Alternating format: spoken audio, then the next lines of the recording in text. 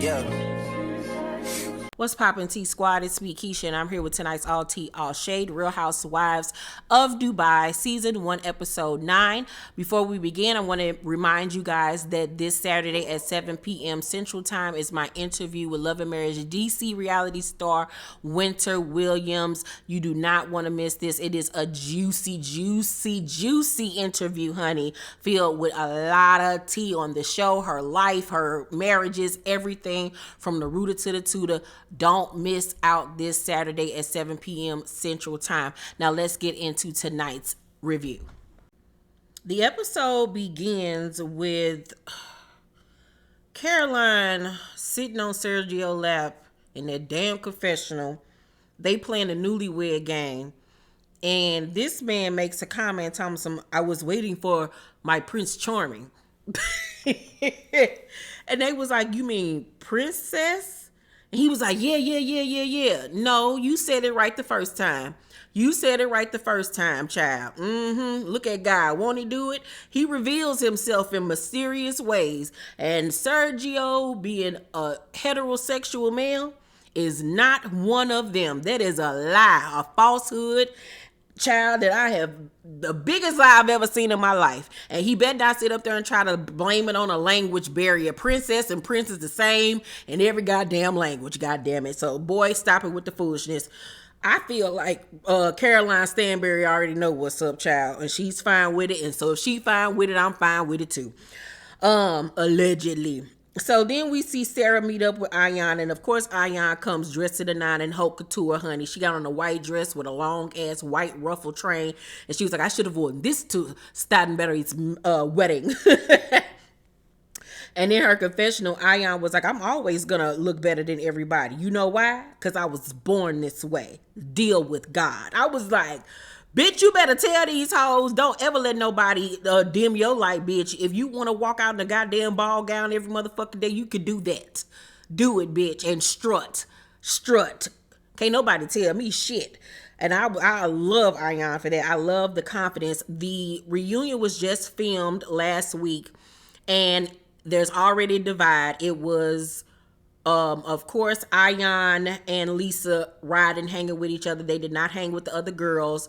The rest of the girls hung together the whole time, so you can tell that it's going to be clicked up with the four girls versus Ayan and Lisa at the reunion.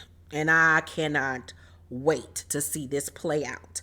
So they get to talking about, what happened between Sarah and Brooks at Caroline's engagement party. And Sarah was like, I don't hold anything against her, she just wants to basically be able to sit down with Brooks and talk things out with her. Ayan even admits to Sarah that she does come across very judgy and preachy to the girls, and they don't like that. It feels like she's talking like down to them. And Sarah was like, I'm not preachy, but then she contradicts herself and says, I say online I preach to these girls, but like you say that you preach to people, so you can't sit up there and then say that you're not preachy.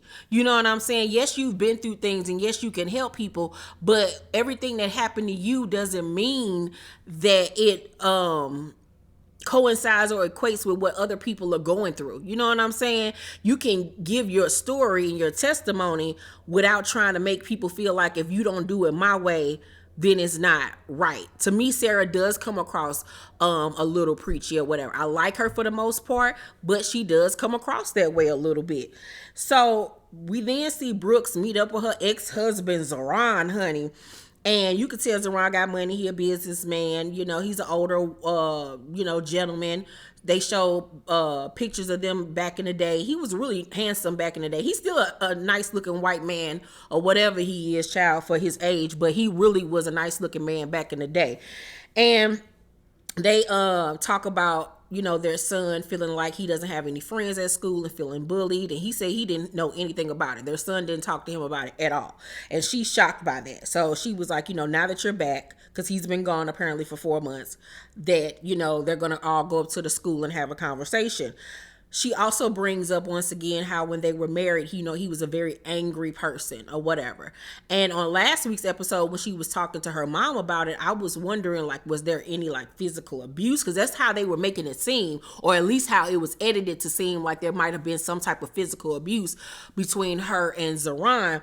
But then I thought about it and I was like, if he was physically abusing her, I would hope that she would not be sitting up here, you know what I'm saying, kikiing with him, having lunch and having him help build her spa. I would hope not, but hell, you can't put shit past nobody nowadays. So I don't think that it was a situation of him being physically abusive. He might have been mentally abusive, which is to me equally as bad. You know what I'm saying? Because I've dealt with a man who's very angry and, always got an attitude and always mad about something. And that shit is for the birds. It is really mentally, physically, and spiritually draining. So I can understand Brooks when she said she had to get up out of that shit. So they discuss her spa. And then she reveals to us that not only is her ex-husband building the spa, but her ex-boyfriend is also an investor. I was like, you better come on. You better come on, Brooks, with the good coochie. You better come on, bitch. Now, that's how you do it. So they're sitting there. It's a quiet moment. And Brooks is like, you're really calm. And he was like, he found peace in his life. And she was like, why couldn't you find peace when we were married? And he was like, I was mentally not in a good space, but I found myself now and I apologize. It wasn't meant for him to find peace when y'all were married. He had to go through his journey. You had to go through yours. It doesn't mean that maybe y'all could come back together now, that things are different, maybe not. You know what I'm saying? But I feel like everybody has to go through things to get to where they need to be in life. But it's good that they're able to sit down and co-parent and work with each other, and there not be any animosity or hostility there. So that was a really good thing to witness and see. We see Lisa invite all the girls to her dance hall party, and I'm loving it. I can't wait to see how everybody's going to show up dressed. Of course, when Caroline gets the invite, her ass is sitting up with her daughter, acting like they on an episode of Babysitter's Club. She's sitting there with her coochie cutters on, child, laid up like she in the 12th grade and sleeping over her bestie's house for the weekend, talking about some, Lisa just invited me to a dance hall party and I don't even know how to freaking dance. And it's just like, girl, she is a wet blanket. Everything is just with her. I really feel like Caroline came into this season thinking she was going to be Queen Bee. She came in very lax, feeling like she was like above the fray, above everybody, I guess because she had been on Ladies of London. Like, bitch, y'all only had like 2, maybe 3 seasons. Sit down. A small portion of the world knows who you are. Have several, please, ma'am. I don't like her attitude. I need for her to get it together next season if they get a season 2, which I'm pretty sure that they will. But I need for her to stop acting like she better than everybody. I'm really not feeling it. So Nina, Sarah, and Ayan meet at the Gold Souk, and they're going to shop for gold and bargain. And of course, Ayan comes dressed like she is a part of Milan Fashion Week in this lavender ball gown frock, just looking amazing. Everybody's taking pictures of her doing the most. I will say she is using this show, honey, to showcase that she is a model. I will be shocked if I do not see Ayan ripping the runways during Fashion Week in September here in New York. I will be shocked because she has used this platform to show the fuck out. I will say out of all the girls so far who have used their platform for the best, it has been Lisa and Ayan. I mean, Brooks, what do Brooks do? I don't even know. I know she talking about this spa. And she supposed to be like a real estate agent. Wasn't that what she's supposed to be doing? We saw like her do that once. And Sarah's supposed to be a psychologist, but she ain't helped nobody. She's got on everybody's nerves so far. I don't know if Nina works. I don't know. Nina, if you watching this episode, inbox me. What do you do, girl, for a living? Are you just a stay-at-home mom? Like, what is it? But I feel like they have used this platform for the best of their abilities. So I want to go to a Gold Souk. I'm going to Dubai. Nina girl, I'm coming to Dubai and I want you to show me around, and I want to go to a gold souk because I am obsessed with gold jewelry. It's my favorite. I don't like wearing silver jewelry. I don't have silver jewelry really in my collection, and I want to add to my collection. I'm building my, designer collection, and I would love some gold jewelry from Dubai, honey. So Nina, girl, I'm coming, and we gonna kick it, honey. And you gonna hook me up with a rich man, because I need to be where the rich cars be, darling. I'm very successful. Google me. And I'm dead ass.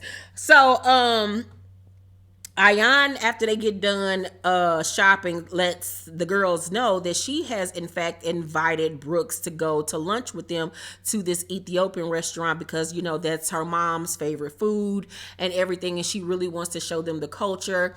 And Brooks, I'm sorry, not Brooks, Sarah is kind of like, oh my god, this bitch is coming. And Nina and Ayan was like, y'all need to talk, like y'all need to sit down, y'all need to figure this whole thing out and everything. And so Sarah's like, okay, all right, like it is what it is. Hopefully she don't come on no BS. Sergio is in his white booty shorts trying to teach Caroline how to twerk to prepare for the dance hall party, and he looked like he was having to seed the child or being fucked by his real man from behind rabbit style.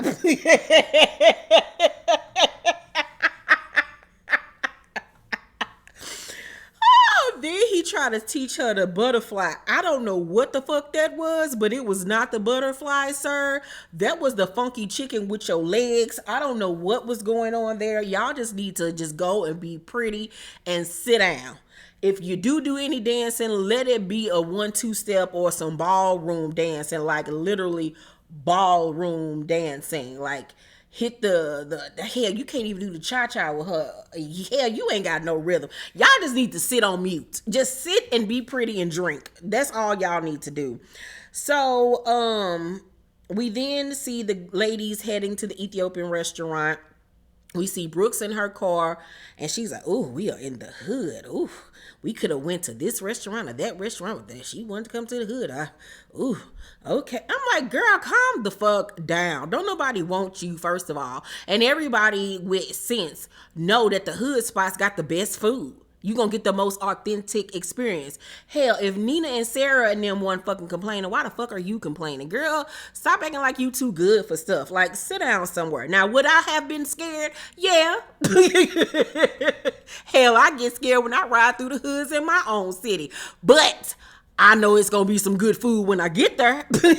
God damn it. So, Brooks arrives, and you could tell Sarah was a little tense when she arrived.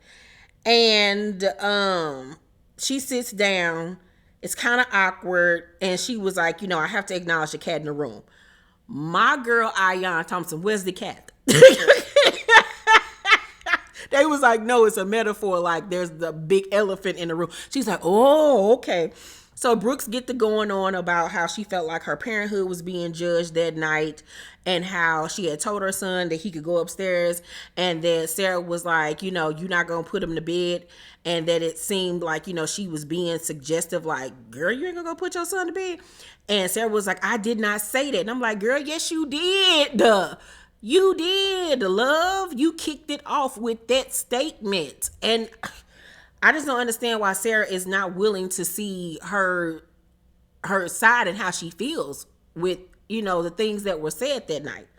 Brooks then brings up how she just moving forward does not want Sarah to bring up her child. And she also says, that night you told me I should be more affectionate. Affectionate was not the word. She said that you should try to like have a better relationship or something like that with him. So Sarah was like, I did not say that or whatever. Sarah was like, girl, you have selective amnesia, honey. And of course that got Brooks riled up. She get to yelling and stuff. And it's illegal for them to be yelling and shit in public. I'm like, y'all hoes trying to go to jail. So Nina jumps in, was like, we're not going to do this. She's trying to, get them to calm the fuck down because they're in public. And Brooks was like, Brooks says to Ayan, you even said that she's judgmental and preachy. And Sarah was like, you said that? And she was like, yeah, I told you that, whatever. And so Brooks was like, and that she doesn't mind her business. She was like, do not ask me questions about my child. So Sarah was like, you need to stop with this bullshit. And Brooks was like, Sarah, shut the fuck up. Sarah gets up at this point because she's had it.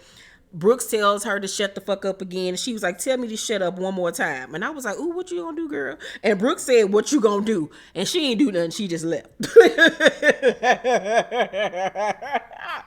I'm like, Brooks, do you realize your ass gonna end up going to fucking jail over there and never get the fuck out? So Nina rushes behind Sarah and was like, you know, I don't want you to leave. And she was like, no, I'm not putting up with that. Why do we all have to sit around and kiss her butt? I'm not about to do that. She's the one that needs therapy. This is the reason why I go to therapy.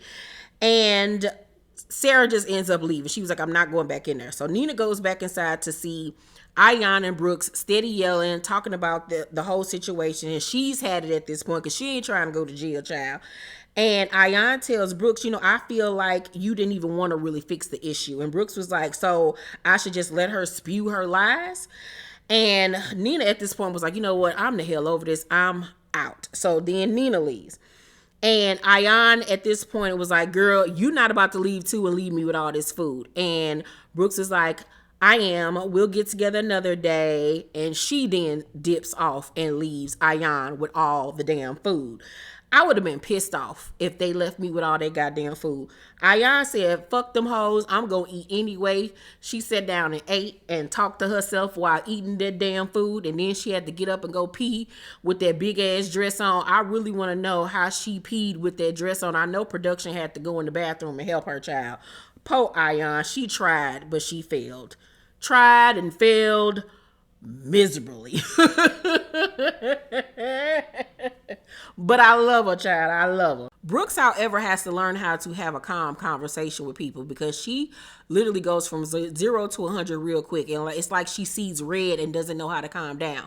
And that's not going to work. This ain't like in the United States how these housewives can be in a restaurant throwing shit and yelling at each other and acting a fool. Girl, you gonna go to jail over there. And ain't nobody gonna get you out. Zoran gonna be like, girl, that's all up on you. Lisa invites the girls to a dance hall class. And Sarah arrives first and tells her everything that happened when they went to the Ethiopian restaurant. And, you know, Lisa is standing there acting like she's shocked about the information, knowing damn well Ayan had already told her, but let's pretend like she didn't know. So Brooks arrives next. No, was it Caroline? Yeah, Caroline Stanberry arrived next, dressed like a b-boy, looking like she was an extra and stepping up. And then Ayan arrives and damn near tripped down the steps because she trying to make a grand entrance, child. It was funny as hell. Sarah, of course, arrives, and then we see Brooks arrives, and you know, it was actually decent between them in this scene. They actually ended up getting along for the day. The teacher wanted them to be split into two groups. So, what's her name, child? It's too many goddamn women on this damn show for me to be remembering all these girls' names. Lisa ends up putting Ayan, Sarah, and Brooks in a group, and then she's in a group with Caroline and Nina. And I thought that was a genius idea to make them work together. You know, team building. I will say that out of the girls, Lisa and Nina had a little bit of rhythm. A little bit. Lisa know how to give you a cute little dirty line, but that was about it. But the rest of them, child, ooh wee, that was painful. That was painful to watch. My eyes started bleeding. I felt like I was in a sunken place. I thought I was in the upside down on Stranger Things. I didn't know what the fuck I was witnessing. It was scary. It was scary. I was like, the world is coming to the end. They didn't have not damn bit of rhythm. Brooks couldn't dance. And you know, black people normally got a little taste of rhythm, you know, or can dance, and it wasn't coagulating. I don't know what's in the water over there, but could none of them dance, child. Don't y'all ever get on TV and dance, ever again. But it was actually a cute and funny scene to watch. So after class, Brooks asked Sarah to talk one-on-one. And Brooks just says to her, you know, I just want to let everything go. Maybe I was being hypersensitive. Adam is all I have. Anytime his name comes up, I get triggered because of everything that I went through. And Sarah was just like, you know, if and ever you ever need somebody to listen or be there for you, I got you. I'm here. And so they leave on a good note. And I was actually happy to see them reconcile and come together. But like I said, even Brooke said, you know, maybe it's because I don't know you that well. And I'm like, that's exactly the reason. Because you both don't know each other. And I think even if y'all did know each other well, she still would have took it the same way. Because once again, you can't tell nobody about they man or they child. Okay? Or they mama. You don't want to go there neither. At the end of the episode, it is finally the dance hall party. I love the location and where Lisa had it. It kind of reminded me of Rihanna's work video. It was so cute. Everybody came dressed up and everybody looked really good. Lisa let it be known that Sarah was not cultural appropriating by having on an afro. It wasn't no big thing. Child. The competition for this dance competition ends up coming up, child. And Ayan, Sarah, and Brooks go first. And I don't know what in the hell Ayan was doing, but I was tickled pink. She was giving me Muppet Babies, Fraggle Rock tease with nothing on beat. She look, you know how little kids when they like 1, 2, and 3, when they be dancing and stuff, and they just be all over the place and stomping around and jumping, and he's a maniac man. You know how kids be little tall as me. That's how Ayan look dancing. The shit was hilarious because she been talking all this shit all season about how good of a dancer is, and baby, it was horrendous. I will give it to Brooks. She had a really good dirty wine going on. Then we saw Lisa, Caroline, and Nina dance. They dance was just boring. They ain't really give no judge. You know what I'm saying? Stanberry was all the way off, and Night of the Roxbury, and I don't know what in the hell was going on. Ayan them team most definitely won. It was really cute. It seemed like it was a fun night. Everybody got along.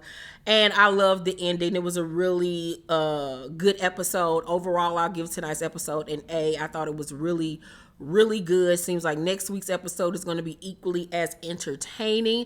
Let me know what y'all think down below, down in the comment section. Make sure to thumbs up this video, like and subscribe, and hit that notification bell button. I love you guys, and I'll see you on the next video. Bye.